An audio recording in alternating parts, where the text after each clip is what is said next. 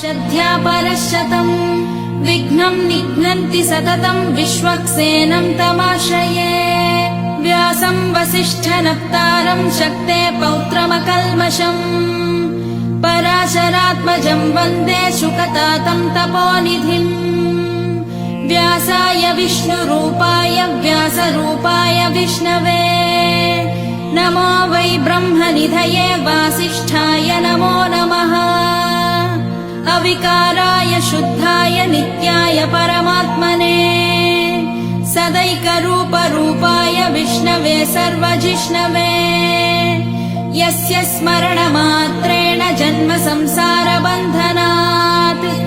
विमुच्यते नमस्तस्मै विष्णवे प्रभविष्णवे ॐ नमो विष्णवे प्रभविष्णवे श्रीवैशम्पायन उवाच श्रुत्वा